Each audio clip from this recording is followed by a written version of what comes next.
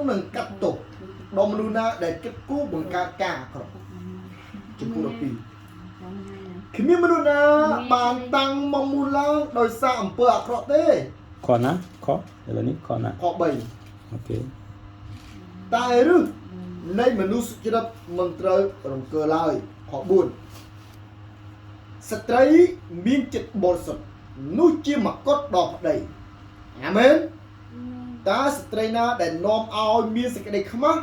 នោះប្រៀបដូចជាសេចក្តីពុករលួយដល់នៅក្នុងឆ្អឹងរបស់ប្តីវិញអស់ទាំងគំនិតរបស់មនុស្សសុចរិតនោះសុទ្ធតែទៀងត្រង់តែគំនិតរបស់មនុស្សអាក្រក់នោះជាសេចក្តីឆោបោកវិញពីសម្ដីរបស់មនុស្សអាក្រក់សុទ្ធតែនិយាយពីការលបចាំកំចាយឈាមតែមាត់របស់មនុស្សទៀងត្រង់នឹងជួយឲ្យគេរួចវិញមនុស្សអាក្រក់ត្រូវដួលហើយមិននៅទៀតទេតែផ្ទះរបស់មនុស្សសុចរិតបានស្ថិតទេនៅវិញមនុស្សនឹងបានគេសរសើរតាមប្រាជ្ញារបស់ខ្លួនតែអ្នកណាដែលមានចិត្តវាចនោះគេនឹងស្អប់វិញអ្នកណាដែលគេរាប់អានតិចតែមានបើបំរើច្រើននោះពិសេសជាងមនុស្សណាដែលដំកង់ខ្លួនប៉ុន្តែខ្វះខាតអាហារវិញមនុស្សសុចរិតរមែងប្រណីដល់ជីវិតនៃសត្វរបស់ខ្លួនតែចិត្តរបស់មនុស្សអាក្រក់នោះសាហាវណាស់អ្នកណាដែលធ្វើស្រែកខ្លួននោះនឹងបានបាយជាបរិបូរណ៍តែអ្នកណាដែលតាមសេចក្តីឥតប្រយោជន៍នោះគ្មានយោបល់វិញមនុស្សអាក្រក់គេចង់បានរបបរបស់មនុស្សដែលប្រព្រឹត្តអំពើអាក្រក់តែឫសរបស់មនុស្សសុចរិតនោះបង្កើតផលផ្លែវិញមានអន្ទាក់អាក្រក់នៅក្នុងអំពើរំលងរបស់បបោមាត់តែមនុស្សសុចរិតនឹងចេញរួចពីសេចក្តីលំបាកមនុស្សនឹងបានស្គាប់ចិត្តនឹងសេចក្តីល្អដោយសារផលដែលកើតពីមាត់ខ្លួនហើយកិច្ចការដែលដៃមនុស្សធ្វើនោះនឹងបានសងដល់អ្នកនោះវិញមនុស្សល្ងិនងើករមែងឃើញផ្លូវរបស់ខ្លួនជាត្រឹមត្រូវហើយតែអ្នកដែលមានប្រាជ្ញានោះតែងតែស្ដាប់សេចក្តីដំបូងមានវិញសេចក្តីក្នុងខ្លាំងក្នុងចិត្តរបស់មនុស្សល្ងិនងើនោះបានសម្ដែងមកឲ្យឃើញភ្លាមតែមនុស្សឆ្លៀងឆ្លាតខណាខ 16គេតែងគ្រប់បាំងសេចក្តីខ្មាស់វិញ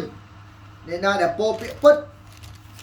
នោះរមែងសម្ដែងចេញនៅសេចក្តីសុចរិតតែស័ក្តិសិទ្ធិខ្លាំងខ្លាយនោះសម្ដែងសេចក្តីពុទ្ធពោវិញខ 18មានគេដែលពោលពាក្យបានគិតដូចជាចាក់ដោយដាវតែសម្ដីរបស់មនុស្សប្រាជ្ញជាថ្នាំផ្សះវិញមកទៅទៀតខ 18បាទមកទៅទៀតមានគេដែលពោលពាក្យបានគិតដូចជាចាក់ដោយដាវហាឡេលូយ៉ាតែសម្ដីរបស់មនុស្សប្រាជ្ញជាថ្នាំផ្សះវិញបបោមាត់ដែលបញ្ចេញសេចក្តីពិតនោះនឹងបានតាំងនៅជាប់ជានិច្ចតែអណ្ដាតពុទ្ធផោនោះនៅតែមួយផ្លេតទេ19មកដល់ទៀតបបោមាត់ដែលបញ្ចេញសេចក្តីពិតនោះនឹងបានតាំងជាប់នៅជានិច្ចតែអណ្ដាតពុទ្ធផោនោះនៅតែមួយផ្លេតទេ20ការឆោបបោករមែងនៅក្នុងចិត្តនៃមនុស្សដែលគិតគូរបង្កើតការអាក្រក់តែមានសេចក្តីអំណរសម្រាប់មនុស្សដែលប្រឹក្សាឲ្យមានសេចក្តីសុខ21មនុស្សសុចរិតនឹងមិនត្រូវកើតមានសេចក្តីផិតភ័យអន្តរាយឡើយតែមនុស្សដែលប្រព្រឹត្តការអាក្រក់នឹងបានឆ្អែតដោយការអាក្រក់22បបោមាត់ដែលពោលពាក្យពុទ្ធពោជាទីស្អប់ខ្ពើមដល់ព្រះយេហូវ៉ាសូមមកដល់ទៀត22បបោមាត់ដែលពោលពាក្យពុទ្ធពោជាទីស្អប់ខ្ពើមដល់ព្រះយេហូវ៉ាហាឡេលូយ៉ាតែពួកអ្នកដែលប្រព្រឹត្តដោយពិតត្រង់នោះជាទីគប់ដល់ប្រហាតីទ្រង់វិញ23មនុស្សដែលមានគំនិតគេគ្រប់បាំងចំណេះរបស់ខ្លួនតែចិត្តរបស់មនុស្សល្ងិនល្ងើតែងតែប្រកាសពីសេចក្តីល្ងងវិញ24ដៃរបស់មនុស្សព្យាយាមនឹងបានឡើងគ្រប់គ្រងតែមនុស្សខ្ជិលច្រអូសនឹងត្រូវទទួលការបម្រើវិញ25ការទុកដែលគ្រប់សង្កត់ចិត្តទុកនេះសំដៅលើទុកព្រួយនោះធ្វើឲ្យរួញថយចុះ តែពីល្អមួយម៉ាត់នឹងធ្វើឲ្យរីករាយឡើង26មនុស្សសុចរិត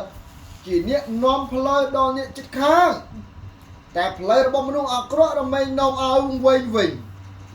27មនុស្សខ្ជិលច្រអូសគេមិនទាំងអាំងសាច់របស់សត្វដែលខ្លួនចាប់បានទេតែអ្វីៗដែលមនុស្សឧស្សាហ៍មាននោះក៏រាប់ជាពិសេសវិញ